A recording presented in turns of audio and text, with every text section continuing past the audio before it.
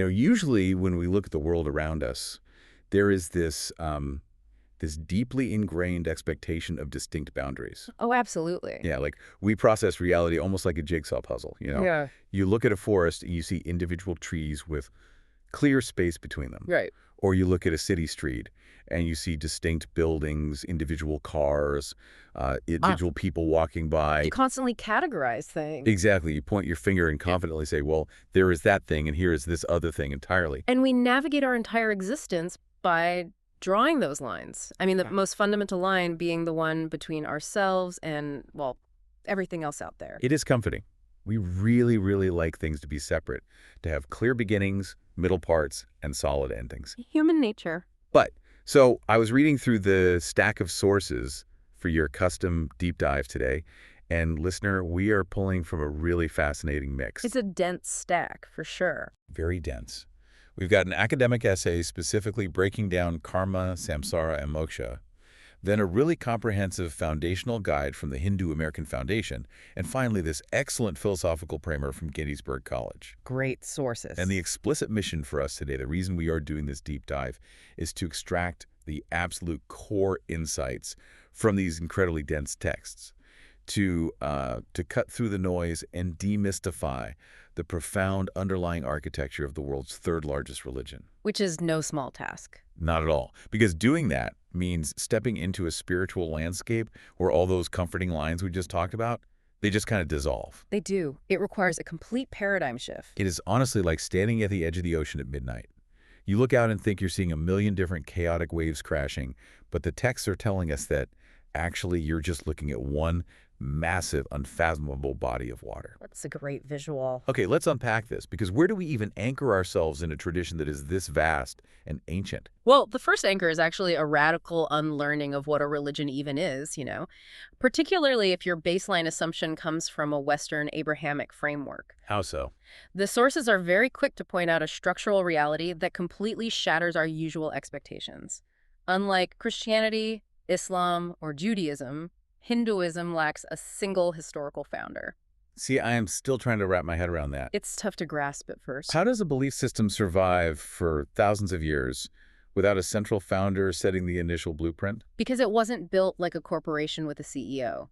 There's no Jesus of Nazareth, no Prophet Muhammad, no Abraham. And to add to that lack of a founder, there is also no central religious hierarchy. So no pope. No pope, no Vatican-like city issuing dogma or edicts. And perhaps the hardest thing for a Western mindset to grasp, there is no single authoritative holy book. Wait, really? No central text at all? Right. There is no one singular Bible of Hinduism that every single practitioner agrees is the exclusive final word of God. It feels almost like an open source religion, like a spiritual operating system where countless contributors have just added to the code over millennia. That is a phenomenal way to visualize it. I love that. The texts describe Hinduism less as a rigid set of dogmatic rules you either subscribe to or get excommunicated from, and more as an all-encompassing way of life. So it's more about the practice than the rigid belief. Exactly. The ultimate goal isn't blind obedience to a specific historical figure. The goal is the pursuit of truth. The ancient sages who first articulated these teachings, the authors of the foundational texts known as the Vedas, they actually preferred to remain completely anonymous. Which is such a flex, honestly. They weren't trying to build a personal brand at all. Not even a little bit. They viewed themselves merely as conduits. They weren't trying to establish a branded institution or a massive human power structure. Then what were they doing? They were attempting to describe the fundamental physics of reality itself. They observed the universe, meditated profoundly on human consciousness, and essentially documented what they discovered. That reframes everything for me.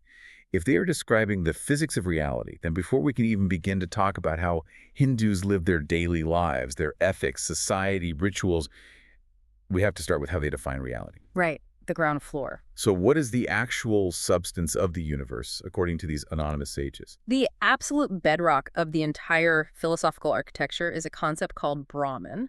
And we need to be incredibly precise here because it is very easy to confuse Brahman with Brahma. Oh, the creator deity. Yes, or Brahmana, which is a social class.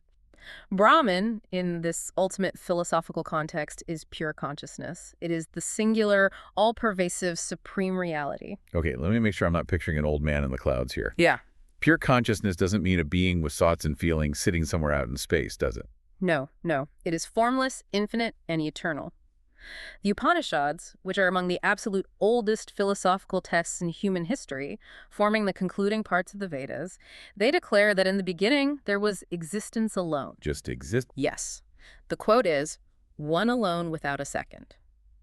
Brahman is the underlying fabric of absolutely everything.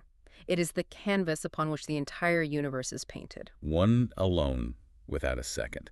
Okay, but if Brahman is the absolute only thing that actually exists, how do we explain the table I am knocking on right now? The material world. Yeah. How do I explain the microphone in front of me or the physical body of the listener tuning into this deep dive?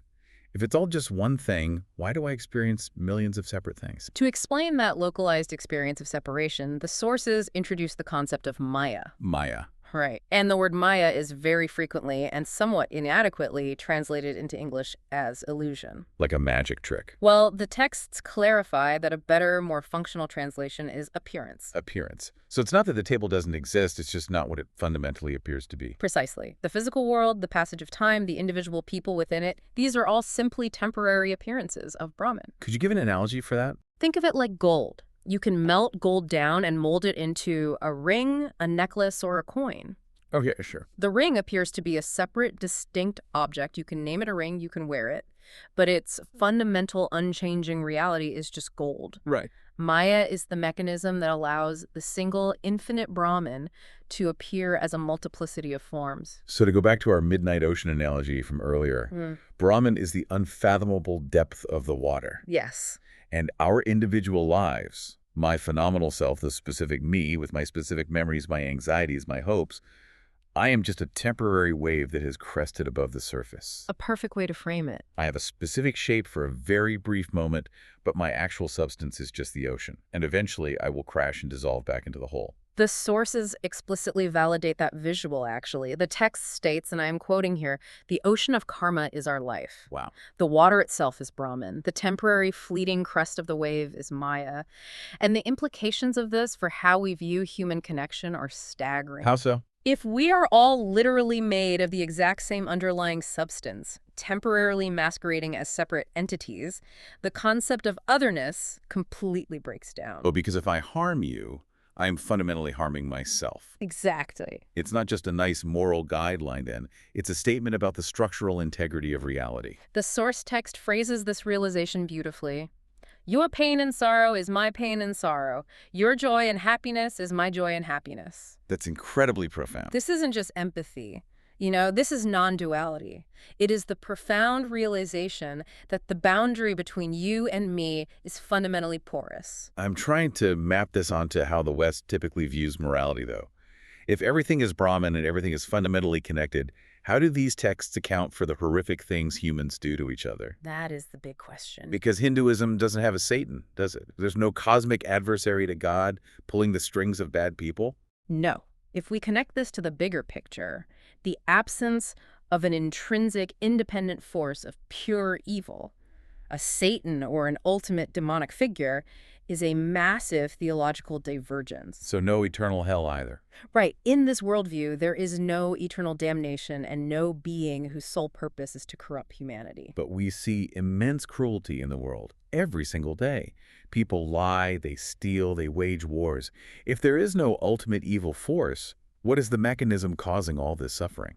The texts explain that what we label as evil is actually the tragic result of a condition called avidya. Avidya, what does that translate to? It translates to ignorance, but not in the sense of, lacking a college degree. It is a profound spiritual amnesia. Oh, a way of forgetting it is the ocean. Yes, beautifully put. When a human being forgets their intrinsic divinity, when they genuinely believe that they are completely separate from everyone and everything else, they become fiercely attached to the illusion of the wave. And they want to protect that wave. Desperately. They think, I must protect this specific wave at all costs. I must gather more water for my wave. I must crash over that other wave before it crashes over me. And that terrifying isolation generates ego. Exactly. And from that ego springs greed, jealousy, anger, and violence. The individual acts out of a deep, primal fear of their own annihilation, completely unaware that their true nature is eternal. That is wild. So evil isn't a demon whispering in your ear. Evil is just the inevitable behavioral byproduct of spiritual amnesia. That is a wildly compassionate way to view human failing. I mean, it doesn't excuse the behavior, obviously, but it diagnoses it as a sickness of perception rather than an inherently wicked soul. A sickness that can be cured. Right. But this naturally triggers a massive question. If my phenomenal self is just a temporary illusion, just a wave acting out of amnesia, why do my specific choices matter? Yeah. This brings us right up against the edge of what is probably the most widely recognized yet deeply misunderstood Hindu concept in the West. I'm talking about the ultimate system of cosmic accountability. Yes, karma. You are absolutely right that the Western world has completely co-opted and warped this term. We really have. We treat it like a cosmic vending machine. Or a petty revenge system. You do a good deed, you get a cosmic token, you put it in the machine, and out pops a good parking spot at the grocery store. Right, right. Or you cut someone off in traffic, and the universe instantly gives you a flat tire. Instant karma. That popular understanding strips the concept of all its philosophical weight.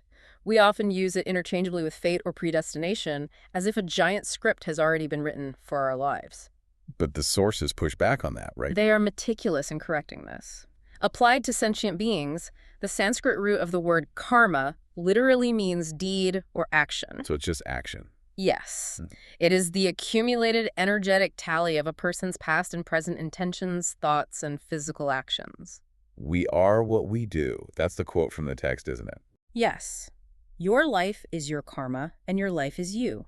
It is the ultimate expression of the law of cause and effect, woven into the spiritual fabric of the universe, just as inextricably as gravity is woven into physics. Okay, I am going to put on my skeptic's hat here for a moment, on behalf of the listener. Because there is a very dark side to how this can be interpreted. I know exactly where you're going with this. If karma is the ultimate law of cause and effect, what happens when we observe a genuinely good, kind person enduring unimaginable suffering? It's the classic problem of evil. Right. Let's say a child gets a terminal illness or a community is wiped out by a tsunami. Does the doctrine of karma argue that it is their fault? That they are paying off some unseen debt from a past they don't even remember? That's a harsh question. Because to modern ears, that sounds dangerously close to cosmic victim blaming. It is a vital pushback, and it is the most common visceral critique of the system. And the sources do not shy away from this friction. How do they handle it? They clarify that karma is a theory of full, terrifying accountability. It is the universe's mechanical answer to the agonizing human cry of why me? And why do bad things happen to good people? By suggesting that the timeline of cause and effect is just vastly longer than our current field of vision. Precisely. The texts argue that the circumstances you are born into and the uncontrollable events that happen to you are the ripening fruits of past actions. Actions from lifetimes you no longer consciously remember. Right. However, and this is the crucial defense against fatalism, while your past actions built the stage you are standing on right now, your present choices dictate your future reality. So it's not a pre-written script at all. Far from it. The essay specifically highlights that karma actually maximizes human free will. Because you hold the pen. Exactly. You are not a helpless pawn being moved around a board by a capricious god who is just testing you for fun. You are the architect of your own destiny. That's empowering, but heavy. It is. If you are experiencing suffering, the karmic framework demands that you endure it with grace and use your free will in the present moment to act ethically, thereby generating positive momentum for the future. What you're saying is that life itself, moment to moment, is both the reward and the punishment. Yes. There is no judge sitting behind a podium in the sky tallying up a scoreboard to read back to you when you die. There is no final day of judgment in Hinduism. The text makes a profound statement here. It says, a bad person can never have a good life. Even if they're rich and powerful. Even if a corrupt person has millions of dollars in a mansion, their internal reality, the agitation of their mind, the paranoia, the deep severance from their divine nature, that is the immediate karmic punishment. The universe doesn't need to strike them with lightning. Exactly. The mechanics of the action contain the seed of the consequence. But the sheer math of that, the sheer volume of causes and effects a single human generates in a lifetime. It's astronomical. Every angry thought, every generous impulse, every ignored responsibility, It is way too massive an energetic burden to resolve in 80 or 90 years. Which is exactly what necessitates the mechanism of samsara. Ah, the cycle of birth, death, and rebirth, the revolving door of existence. Right. In this architecture, death is not a period at the end of the sentence. It is just a comma. It is just a transition point, but the texts clarify a major misconception about what exactly makes that transition. Yes, I found this detail completely mind-bending because the pop culture idea of reincarnation is a direct transmigration of personality. Like a soul-jumping bodies. Right. Bob dies in a car crash, and suddenly Bob's personality, with his love for jazz music and his fear of spiders, wakes up in the body of a newborn baby in a different country. And the texts specify that is totally wrong. Totally wrong. The phenomenal self, the specific Bobness of Bob, the ego, the personal memories, that dissolves at death. It does not come back. And if you think about it, that is an incredible mercy. It really is. Yeah. Because carrying the emotional baggage, the traumas, the heartbreak of 1,000 lifetimes, that would literally break a human mind. You'd go mad. I was feeling this wave of existential dread reading that, the idea of losing myself. Yeah. But it's actually a protective mechanism. The amnesia of rebirth allows you to start fresh, unburdened by the specific memories of past failures, while still carrying the underlying energetic lessons. So if my personality dissolves, what actually makes the trip across the comma? The sources refer to it as the subtle body. Think of it as a localized field of energy or a deep, unconscious mind that carries the karmic ledger. Like a hard drive with just the raw data. Pretty much. It holds the energetic imprints, the tendencies, and the unresolved desires of your past actions. That subtle body is magnetically drawn to a new physical body and a new environment that is mathematically perfectly suited to exhaust the accumulated karma it carries. It finds the exact right stage setting to play out its remaining debts. Yeah. But what about heaven and hell? Do they just not exist at all in this framework? Oh, they do exist, but their function is entirely different than in the Abrahamic traditions. Heaven and hell are not eternal destinations. What are they then? They are essentially temporary layovers between flights. Holding areas. Yes. If your subtle body accumulates a massive surplus of merit, exceptional, selfless actions, it might transition to a heavenly realm to experience the joyous fruits of that karma. But it is finite. And once it's spent? Once that specific energetic merit is burned off, you are right back on the earthly plane in a new physical body. The spiritual treadmill keeps running. I want to dig into a specific detail from the sources that totally challenge my assumptions. Oh, which part? The text explains that a subtle body can actually be reborn into an animal form or even a plant. Right. Now, my immediate, deeply conditioned reaction was, well, they must have been incredibly wicked, so God punished them by turning them into a cockroach or a blade of grass. A very common Western reaction. But the source insists that it's a complete misreading of the mechanics. It is a projection of human punitive justice onto a cosmic natural law. Rebirth as an animal is not a punishment at all. How can losing human consciousness not be a punishment? The texts explain the functional difference between humans and animals in the karmic cycle. Animals and plants operate purely on instinct. Sure. A lion doesn't murder an antelope out of malice or ego. It kills because it is hungry. Because they lack the complex self-awareness and moral agency of humans, animals cannot generate new karmic debt. Oh, wow. So they are frozen in terms of accumulating new karma. Exactly. So imagine a subtle body is weighed down by an absolutely crushing amount of negative karma generated by terrible human choices. Rebirth as an animal is actually a profoundly merciful, neutral state. Because they can't make it worse. Right. The subtle body lives the life of the animal, acting purely on instinct, and through that physical experience, it slowly burns off the massive debt of its past without adding a single new negative mark to the ledger. It's like putting your overwhelming spiritual debt into a consolidated payment plan with 0% interest. You just work it off in the background. That is a very modern analogy, but structurally it aligns perfectly. And once that paralyzing burden is lightened, the subtle body can eventually transition back into a human form. Which is a big deal, apparently. Massive. The texts emphasize that a human birth is a remarkably rare and precious opportunity. Why humans specifically? Because only the human form possesses the self-awareness required to consciously seek liberation from the entire cycle. Which begs the ultimate question. If we are on this seemingly endless treadmill of samsara, being born, dying, paying off debt, acquiring new debt, resting in heaven, coming back as a human, making mistakes again, ad infinitum. What is the point? Right. What's the goal? Yeah, what is the exit strategy? The ultimate exit strategy, the pinnacle of the entire philosophical system, is moksha. Total liberation. Yes, moksha is the absolute cessation of the cycle of birth and death.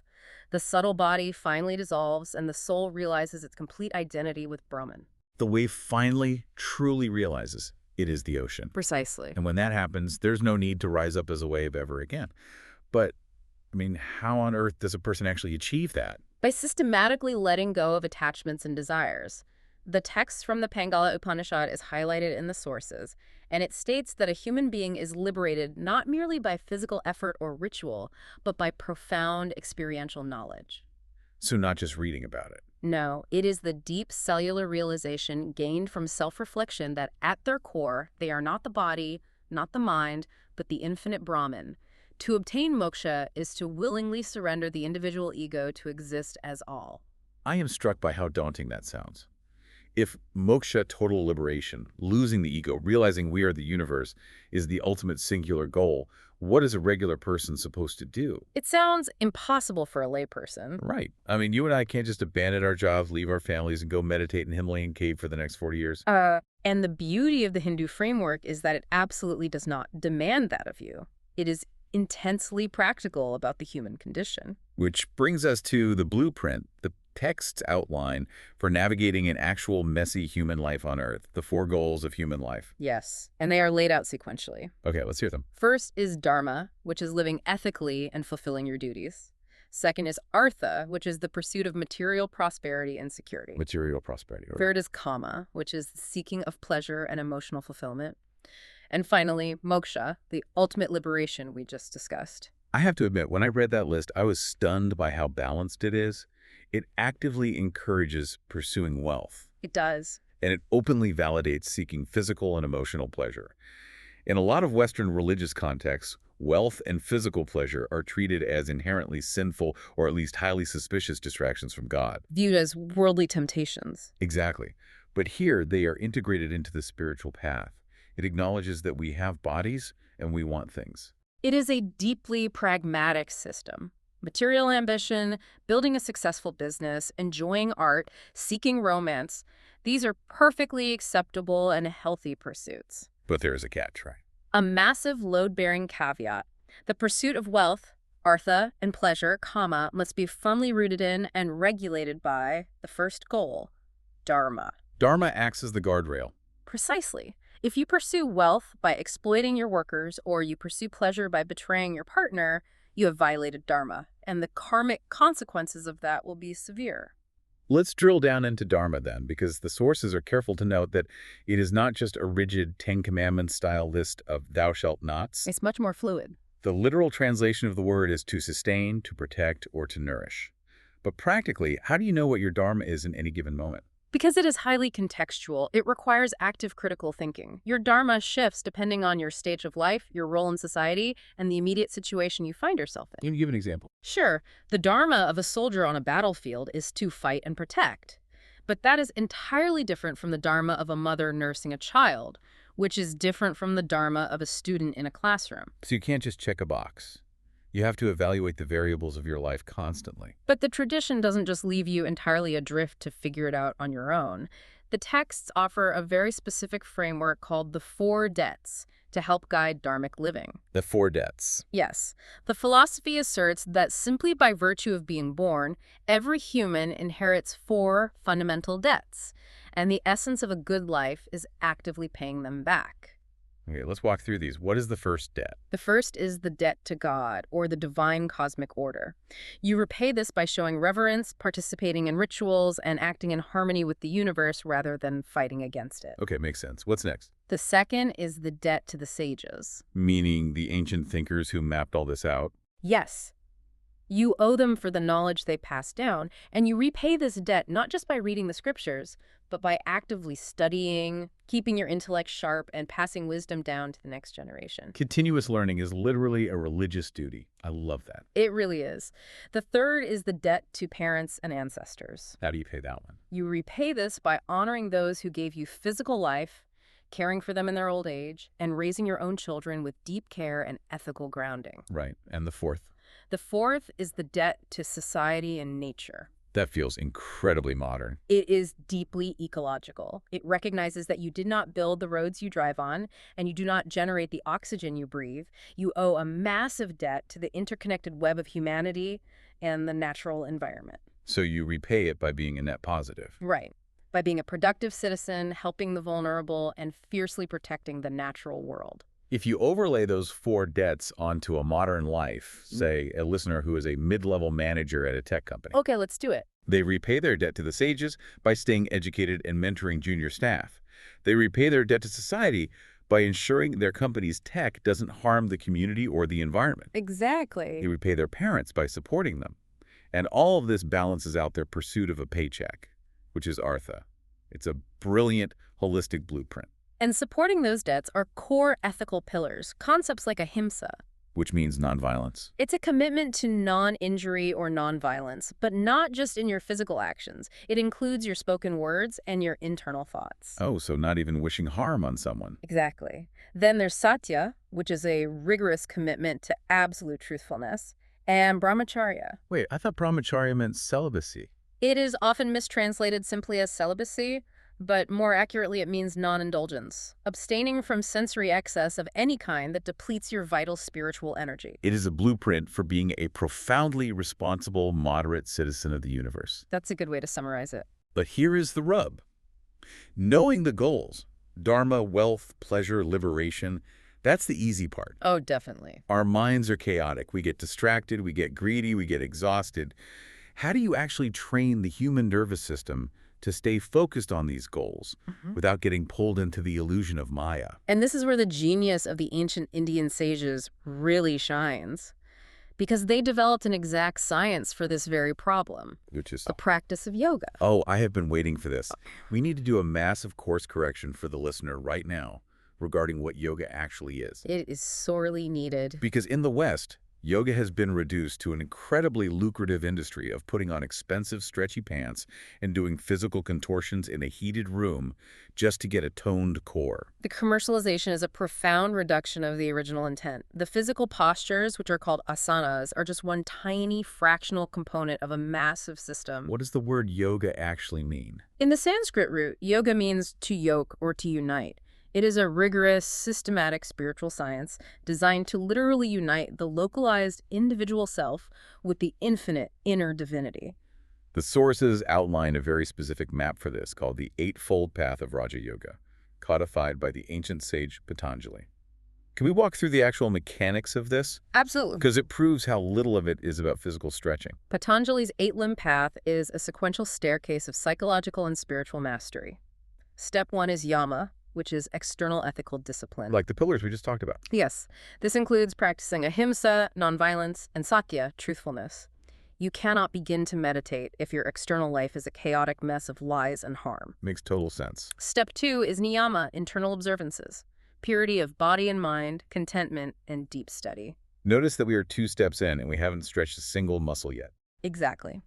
Step 3 is finally asana, the physical postures. But the purpose isn't fitness.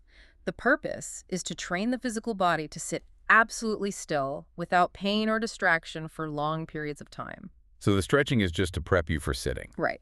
Step 4 is pranayama, breath control. The texts posit that breath is intimately linked to prana, the vital life energy. By controlling the breath, you begin to master the internal energetic currents of the body. The mechanism there is fascinating. Regulating your breath physically forces your nervous system out of a fight-or-flight state, preparing the mind for deep work. Which leads to step 5, pratyahara, the withdrawal of the senses. Meaning what? Training the mind to disconnect from the external data streaming in from the eyes, ears, and skin. Sensory deprivation, but internal. Yes. Step 6 is dharana, intense, unbroken concentration on a single point. Step 7 is dhyana, which is true, sustained meditation where the flow of concentration becomes a continuous, unbroken stream. And finally, Step 8 is samadhi. the summit. Yes. Samadhi is a superconscious state of absolute absorption. The illusion of the separate self completely dissolves, and the practitioner experiences direct, unmediated union with Brahman. It is a complete, systematic hacking of human consciousness. And alongside yoga, the sources also discuss another path that the West has completely warped, Tantra. Ah, yes. The distortion of Tantra in popular culture is arguably even worse than yoga. Because everyone just thinks it's about sex. Yes, the modern association of Tantra almost exclusively with esoteric sexual practices is a massive misunderstanding of the texts. If it's not just that, what is the actual mechanism of tantric practice? Tantra is a comprehensive, highly complex spiritual path based on the principle that the human being is a perfect microcosm embodying the entire macrocosm of the universe. Okay. While some ascetic paths suggest retreating from the world to find God, Tantra takes the exact opposite approach. A tantric practitioner uses absolutely every object and experience in the physical world as a tool to master their mind. They lean into the physical world instead of running from it. Yes, they use specific sounds called mantras, geometric designs representing cosmic forces called yantras, physical gestures called mudras, and breathwork to harness the primal energy of the body. So the goal is immersion. The goal of Tantra is not to escape Maya, but to see the divine vibrantly pulsing in and through absolutely every physical experience. So we're talking about ancient sages sitting in forests thousands of years ago, mapping out the human mind, identifying energy centers, and proposing an underlying unified field of consciousness. It is remarkably advanced. Which makes me want to ask, on behalf of the modern, skeptical listener, how does a tradition with texts this ancient handle the collision with modern science? That is a great question. What happens to these 3,000-year-old scriptures when they are confronted with quantum physics, astrophysics, or the theory of evolution?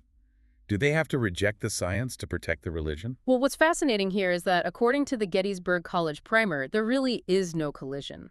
There is practically no inherent conflict between Hinduism and the objective pursuit of science. How is that possible? Almost every major religion has had some sort of Galileo moment where the text says one thing and the telescope says another. It comes down to the fundamental scope of the scriptures. The ancient texts are primarily concerned with the nature of consciousness and spiritual liberation, not cataloging the physical mechanics of the material world. They weren't trying to write a biology textbook. Right. However, when the scriptures do touch upon cosmology and the physical universe, their scale is absolutely staggering. They never asserted that the Earth was flat or that it was the center of the universe. The numbers in the text regarding time completely blew my mind. Most ancient traditions measure the age of the world in, thousands of years? But the Hindu texts measure time in kalpas. Yes, a kalpa. What is that exactly? A kalpa is considered one day in the life of the creator deity, Brahma, and the texts explicitly calculate one kalpa to be 4.32 billion human years. 4.32 billion years. That is stunningly close to the modern scientific consensus on the age of the Earth. It is breathtaking intuition. And the cosmology doesn't stop there either. What else do they say? The texts posit that the universe does not have a single definitive beginning or end. Instead, it undergoes constant, eternal cycles of creation, expansion, and eventual dissolution. So it's a loop. Yes. At the end of a cosmic cycle, there is a massive dissolution called Mahapralaya. All matter and energy are absorbed back into an unmanifest, dormant state, only to eventually cycle back and explode into a new universe. The expansion and contraction of reality. Which aligns incredibly seamlessly with modern theoretical physics concepts like the oscillating universe model or the Big Bounce theory. That is wild. And what about biological evolution? While Charles Darwin is obviously not explicitly in the Vedas, the texts deeply embrace the concept of radam, or natural law. They view the entire universe as an orderly system operating on logical principles. So evolution fits right in. Exactly. Biological evolution is simply viewed by modern Hindus as the specific mechanism of natural law playing out over time. There is no theological panic when a new fossil is discovered. They embrace the microscope for understanding Maya and rely on the scriptures for understanding Brahman. That's a perfect summary. It is deeply reassuring that a framework doesn't force you to compartmentalize your brain. Choosing between scientific literacy and spiritual depth. You can have both. But let's bring this immense cosmic view back down to Earth. Yeah. My brain is kind of breaking trying to visualize a 4.32 billion year cycle. It's hard to hold in your head. Or trying to form an emotional connection with a completely formless, unmanifest ocean of pure consciousness. If I'm a regular person just trying to pray for guidance on a Tuesday morning, I can't relate to a concept that abstract. You can't hug the law of gravity. No, you can't. And that psychological reality is exactly why the tradition developed such a rich, vibrant system of making the infinite tangible. This is where we have to definitively address the monotheistic versus polytheistic debate. We established an hour ago that Hinduism believes in one supreme reality, Brahman. So functionally, it is not polytheistic in the Greco-Roman sense, where you have competing independent gods fighting each other. But if you walk into a Hindu temple, you see dozens of different statues. Right. And to an outsider, that looks like polytheism. So what's actually happening there? Hinduism acknowledges a profound psychological truth. The human mind struggles to love an abstract concept. We need form, we need personality, we need narrative to anchor our devotion. You need a face. Exactly. So the philosophy asserts that this one formless supreme being willingly manifests in a multitude of specific forms to suit the varying temperaments, psychological needs, and cultural backgrounds of humanity. The sources break these manifestations down into specific categories. Let's start with avatars, The word avatar literally translates to descent. like coming down to Earth. Yes. In times of massive cosmic imbalance, when Dharma is collapsing and the world is overwhelmed by ignorance and suffering, the Supreme Being actively descends into the physical world in a localized form to restore order. The ultimate cosmic intervention. Exactly. The most famous examples are Lord Rama, who embodies the perfect adherence to Dharma and duty, and Lord Krishna, who imparts the ultimate philosophical wisdom in the Bhagavad Gita. These are specific, historical, or mythological figures that practitioners can fiercely love and relate to. And then, alongside avatars, the texts mention devas, shining beings. Devas are manifestations of the divine presence within the natural forces of the universe. They are the cosmic administrators of the elements: fire, wind, rain, knowledge. But they aren't gods with a capital G. No. Translating the word deva directly to God with a capital G is the exact linguistic error that confused early Western scholars into categorizing Hinduism as purely polytheistic. And the physical representation of all these manifestations, the statues, the paintings, the symbolism, is incredibly dense. Nothing is accidental. Every single aesthetic detail is actually a theological teaching encoded in art. I want to look at Ganesha as an example, the deity with the elephant head. Yes. To someone entirely unfamiliar with the tradition, seeing an elephant-headed man might seem merely whimsical or absurd, but the symbolism is meticulously precise. Break it down for us. What does the elephant head mean? The elephant head represents supreme intellectual wisdom and unshakable strength. An elephant can uproot a tree, but it can also gently pick up a tiny blade of grass. That duality of power and gentleness. Right. And Ganesha is depicted with a massive belly, which symbolizes that he consumes and contains the entirety of the universe within himself, accepting all the good and the bad of existence with equanimity. And the detail that always amazed me, he rides a mouse. Yes, he does. A massive elephant riding a tiny mouse seems like a joke until you realize the psychological metaphor. What does the mouse mean? The mouse represents the restless, scurrying human ego and its ability to slip into the deepest, darkest, most inaccessible corners of our minds. Oh, wow. By riding the mouse, Ganesha demonstrates that divine wisdom has mastered the erratic ego and can penetrate the deepest secrets of our consciousness. It is brilliant psychological mapping. Let's look at Shiva, the destroyer or transformer. There is a famous depiction of him as Nataraja, the Lord of Dance. Yes, he is dancing vigorously within a massive ring of fire. What does the fire represent? That fire represents the cosmic dissolution, the continuous transformation of the universe. He holds a drum, symbolizing the heartbeat of time, and fire in his other hand, symbolizing destruction. But the most crucial detail is at his feet, isn't it? It is. He is dancing on and actively trampling a small, contorted human figure. That isn't a demon in the literal sense, is it? No, that figure personifies Apasmara, the demon of ignorance and the arrogant human ego. Shiva's cosmic dance is quite literally the continuous crushing of spiritual amnesia. And Vishnu, the preserver of the universe. He is almost always depicted with distinctly blue skin. Which the texts explain is not a literal physical description of a Smurf-like entity. Right, so what is the blue? Blue is the color of the infinite, the limitless sky and the unfathomable depths of the ocean. The blue skin symbolizes that Vishnu's nature is infinite and all-pervading, And he has 4 arms. representing his omnipotent reach into the 4 corners of the universe.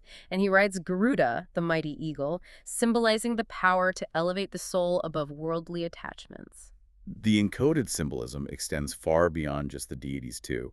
The sources spend time reclaiming the true ancient meaning of several symbols that have been misunderstood or co-opted. Which is very important The work. most tragic example being the swastika. It is a profound historical tragedy. Long before it was violently hijacked and horrifically warped by the Nazi regime in the 20th century, the swastika was and remains an ancient Sanskrit symbol representing auspiciousness, good luck, and universal well-being. What do the four arms actually mean? Its four arms represent the four Vedas, the four directions, and the four goals of life.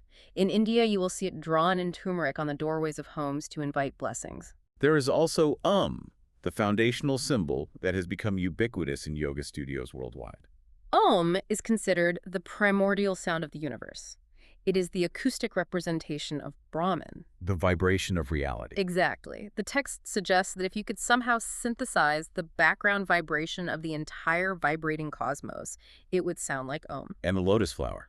The ultimate symbol of spiritual purity, a lotus roots itself in the thick, murky mud at the bottom of a pond, but it grows upward through the water and blossoms perfectly clean and pristine above the surface. Rising above the muck. It is a daily, visual reminder to practitioners that it is entirely possible to live deeply embedded in the messy, chaotic mud of the material world without allowing your spiritual core to be tainted by it. Okay, so we have the symbols, we have the deities.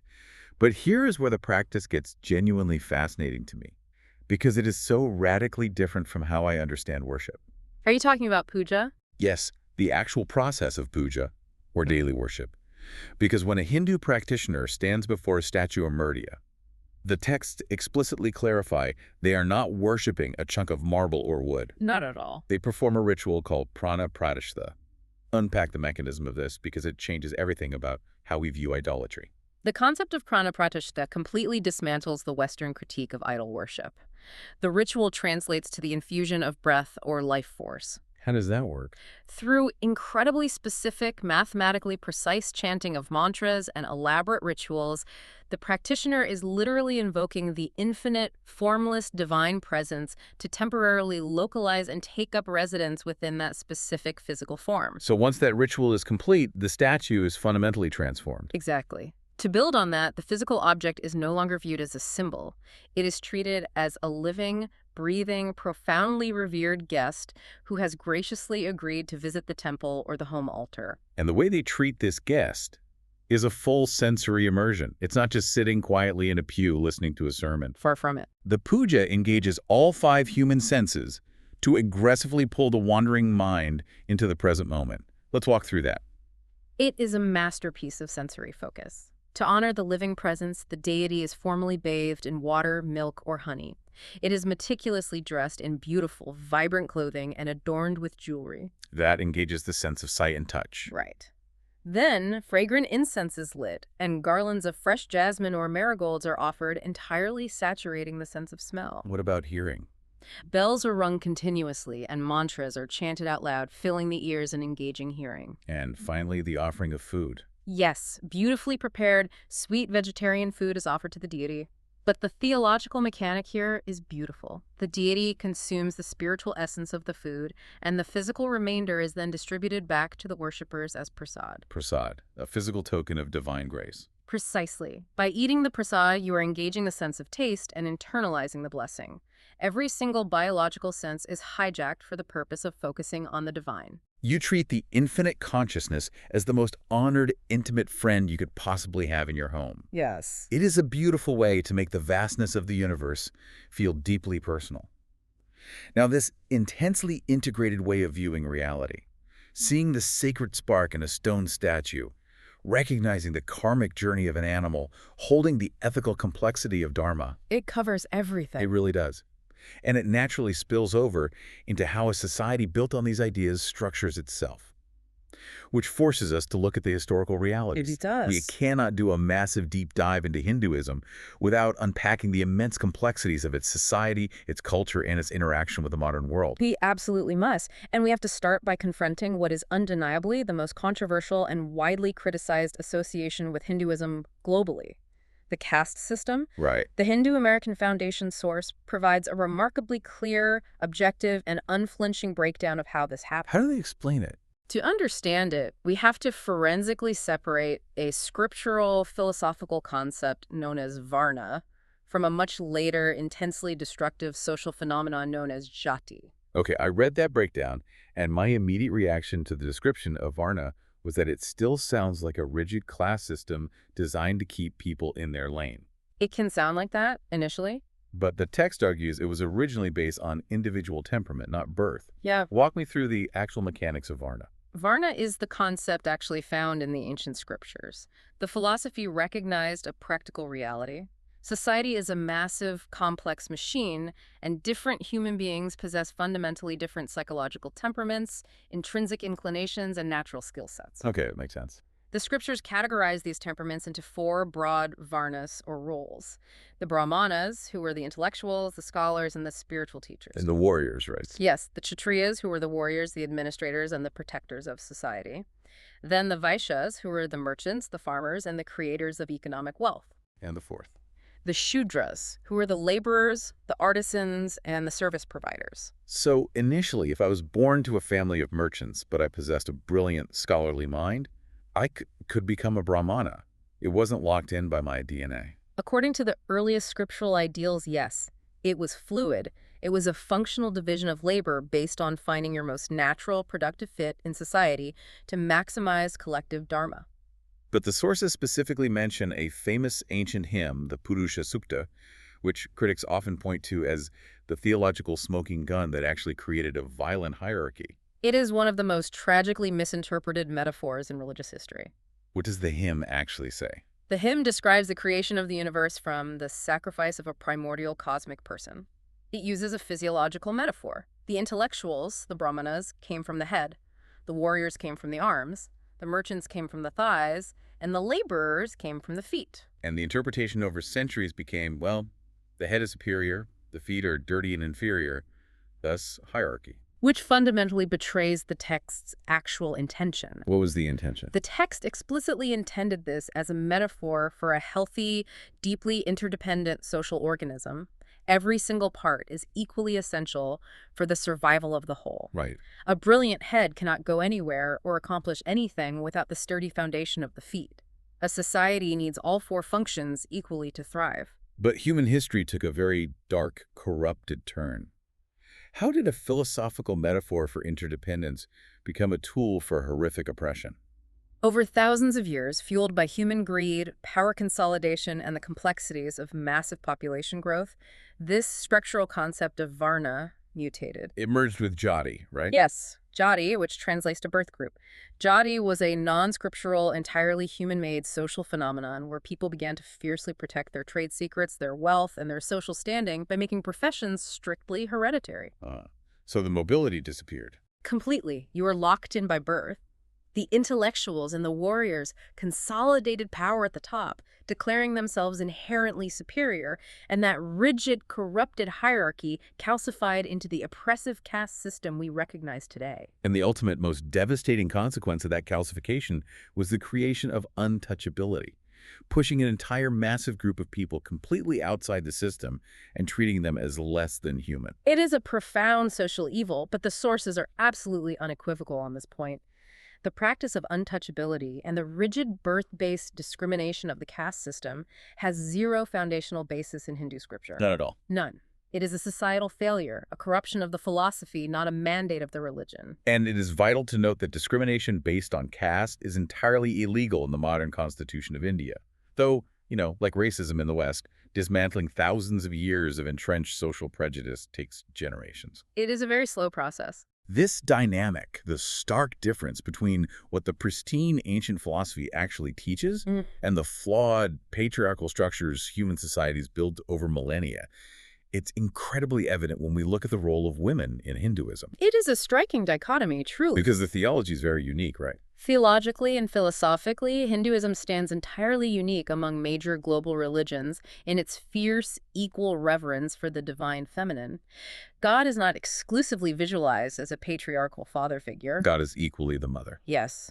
The concept of Shakti is central. Shakti translates to power, and it represents the dynamic, active, creative energy of the entire universe, and it is entirely conceptualized as feminine. Who are some of the goddesses? This divine feminine is worshipped directly in the form of fierce, protective goddesses like Durga, who rides a lion and destroys demons, or Kali, the terrifying force of time and transformation, as well as benevolent goddesses like Saraswati, the patron of knowledge, arts, and music. The sources also point out that the ancient texts are filled with revered female sages, scholars who debated philosophy at the highest levels, and powerful, independent heroines. They were very present. And this is a massive but. If you look at the historical timeline of Indian society, you see periods of intense patriarchal oppression. The texts confront this impartially. They have to. They address horrific historical practices like sati, where a widow would throw herself onto her husband's funeral pyre, and the highly exploitative modern dowry system. The sources provide necessary historical context without offering excuses. They explain that sati originated in antiquity as an exceedingly rare, voluntary act of ultimate devotion by a grieving wife. But it mutated. Yes.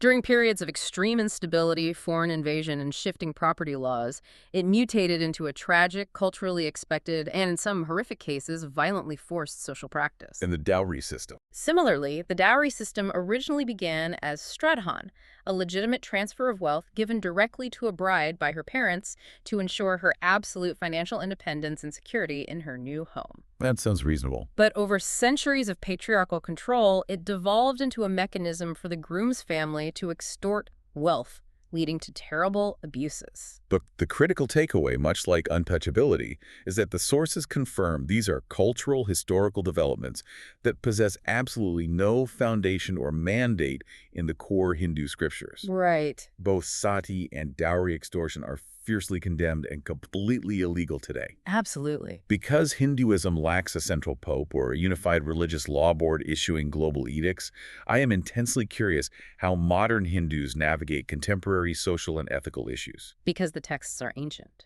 Right. The ancient Vedas didn't have a chapter on artificial intelligence or medical euthanasia. Yeah. How does the religion adapt? The adaptation relies entirely on its decentralized nature, because there is no central authority issuing a definitive fatwa or a papal encyclical that every Hindu must obey.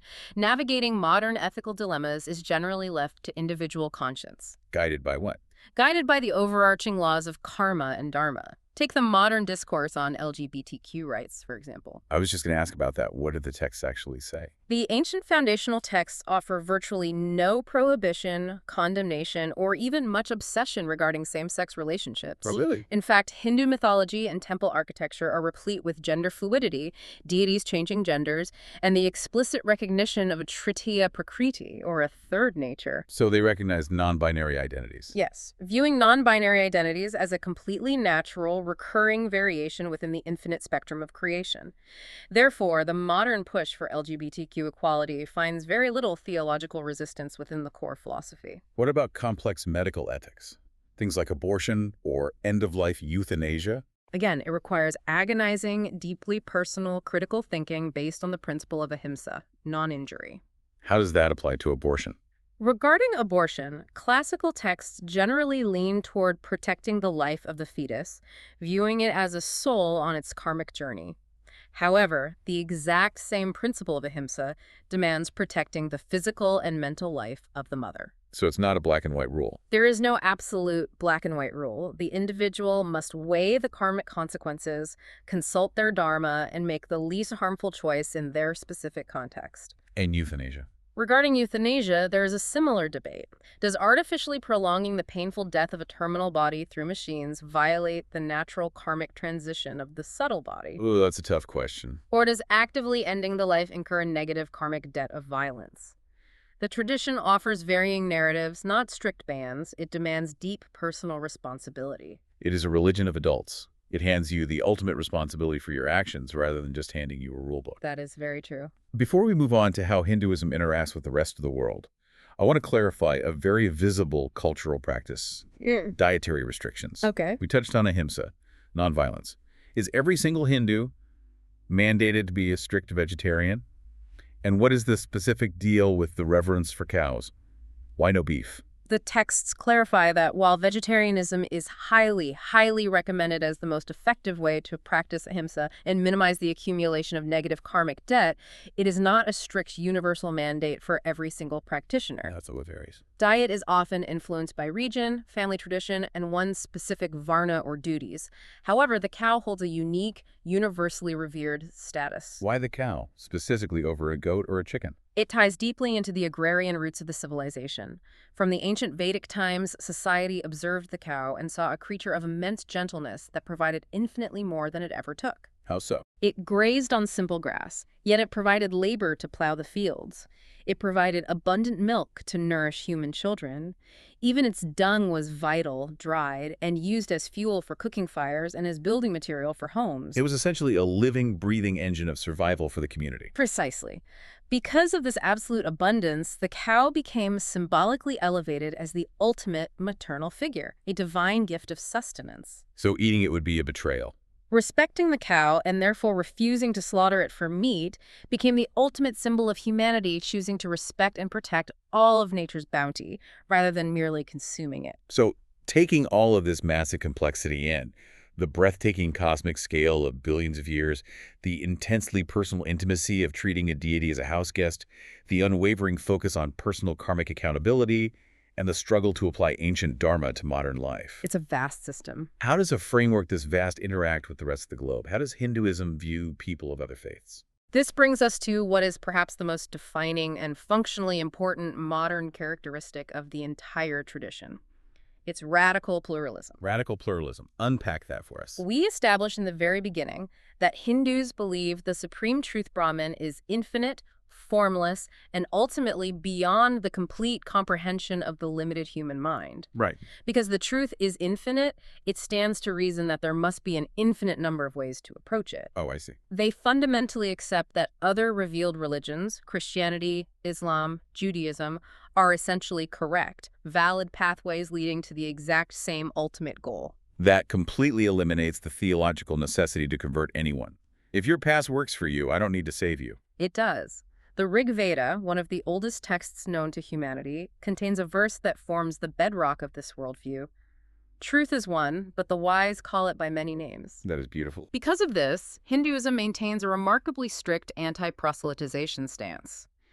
You will rarely, if ever, find a Hindu missionary knocking on your front door on a Saturday morning trying to hand you a pamphlet to save your soul. Because they believe my soul is already intrinsically divine. It's already Brahman. Exactly. And they trust that the specific religious or non-religious path you are currently on is perfectly valid and necessary for your specific karmic journey in this lifetime. A live and let live philosophy. This profound tolerance is why the Indian subcontinent historically birthed three other major world religions, Buddhism, Jainism, and Sikhism, and managed to share a deep, remarkably tolerant philosophical affinity with them. It's also why India historically served as a safe haven for deeply persecuted religious minorities from across the globe. Yes, absolutely. Jewish communities fleeing persecution, early Christians, Zoroastrians fleeing Persia, they all found refuge in India because the host culture possessed no theological mandate to erase them. Exactly right. Okay.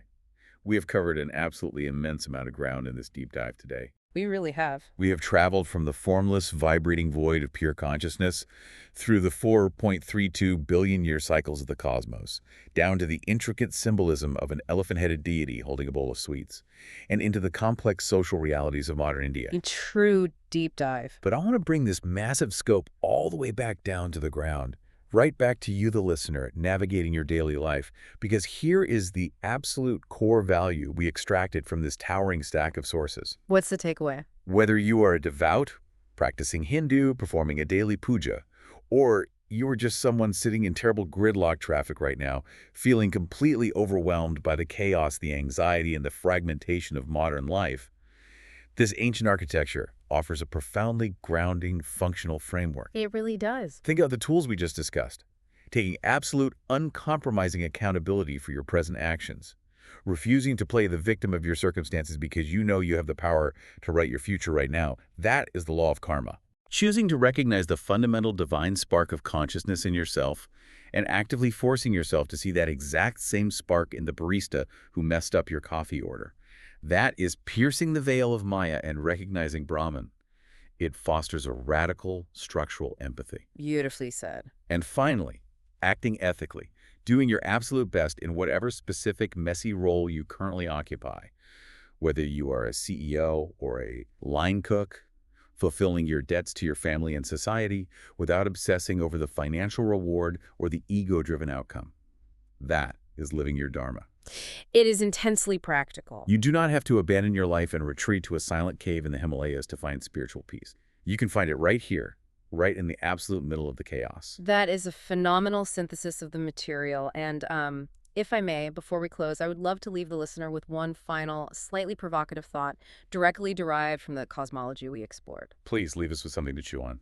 The sources mention a very specific definition. They state that time is merely the interval between two events. They explicitly posit that pure consciousness Brahman existed before time, making time itself merely a localized aspect of creation, an appearance, an illusion. Time is an illusion.